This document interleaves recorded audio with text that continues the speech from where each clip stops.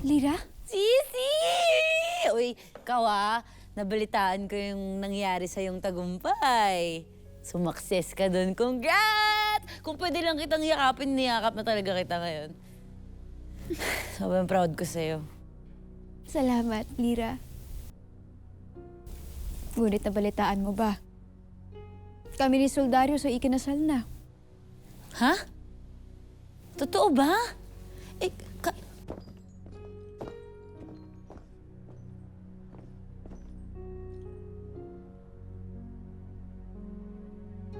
Please, please, please. Kala ko ba ayaw mo dun? Kahit ayaw ko ay wala na akong magawa sa pamimilit ng konseho. Ngunit wag kang mag-alala. Hanggang mag-asawa lang ang aming turing. At hanggang doon lang. We, wala ba nangyari sa inyo? Kahit kiss? Kahit hug man lang, hug! Okay, sorry. Kung ayaw mo magkwento sa akin, okay lang naman. Malalaman ko din naman yan. Ang relasyon namin ay hanggang papel lang. Dahil hindi ako papayag na ako ay maging sunod-sunuran lamang ng konseho. Okay, okay. Sorry. Chill, chill. Nangiinit ka na naman eh. Ganda na lang. Alam ko na, change topic muna tayo. Kwentuhan mo ko kung paano mo napa-atras si Hagorn. Malaking bagay ang payo ni Darol. Kilala niya si Metena at nakatulong yun sa paghahanda namin sa kanilang pagsalakay. Daron? The who? Sino yun? Isa siyang dating kawal ng Miniabe na ngayon ay kaibigan na. Ng palasyo. Interesting. Parang dapat makilala ko yung Daron na yan. Makikilala mo rin siya.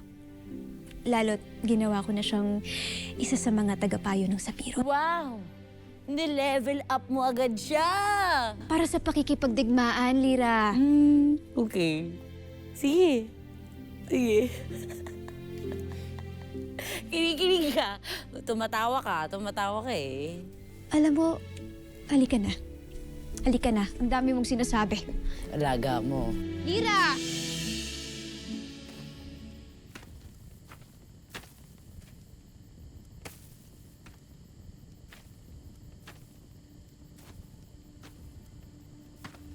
Nadaig kayo ng isang hamak na hana.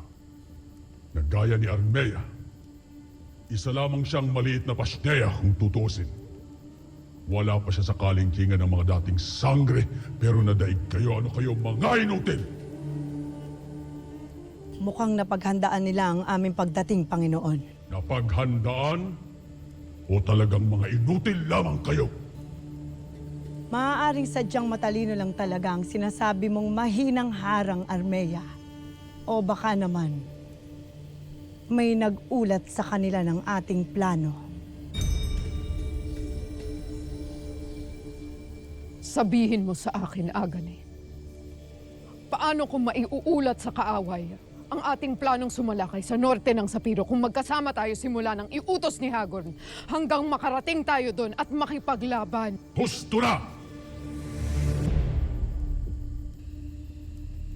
Gamitin ninyo ang inyong mga alab sa pakikipaglaban, hindi sa pakikipagbangayan.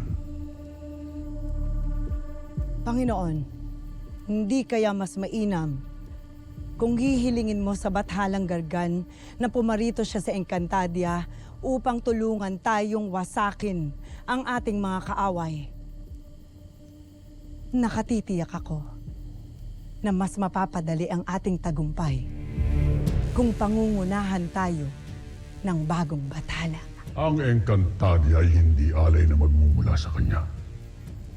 Ito ay ating magiging handog para sa kanyang pagdating.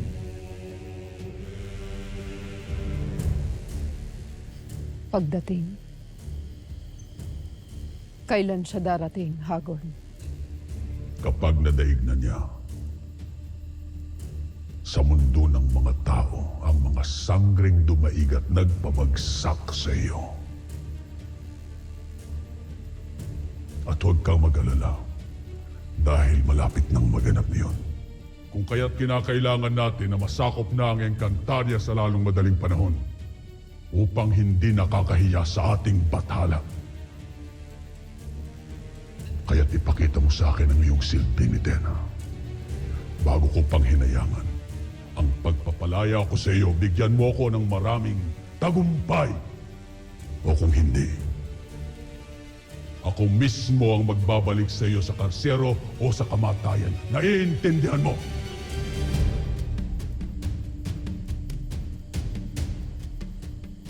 Malinaw, Hagor.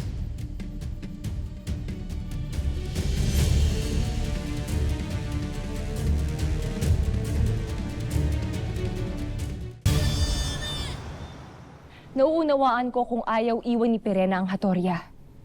Kaya't natutuwa ako na ikaw ang kanyang ipinadala, Mira. Alena, bakit mo kami pinatatawag, Alena? Totoo ba ang aming nabalitaan na nilusob na ni Hagor ng Sapiro? Ngunit sila ay nadaig ni Arbea? Totoo ang iyong nabalitaan, Nunong Imaw. Kaya't kinakailangan natin magpulong, Danaya.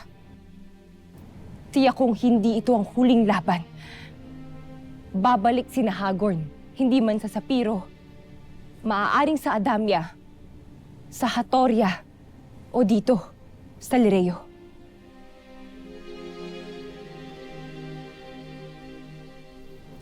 At nasaan ang iyong traidor na ina, Mira?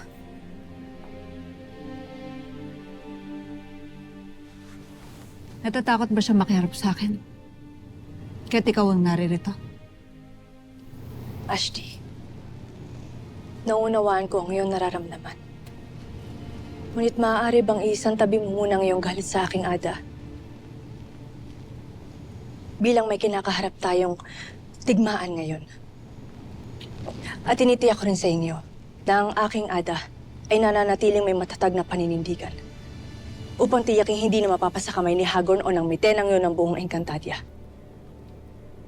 Tama si Mira, mahal kong sangre, Danaya. Isang tabi niyo muna ni Perena ang inyong hidwaan o samaan ng loob. Ang mahalaga ngayon ay magkaisang lahat para sa Encantadia. Kung ganun, Alena, anong pinaplano mong gawin? Paano natin mapapangalagaan ang buong Encantadia?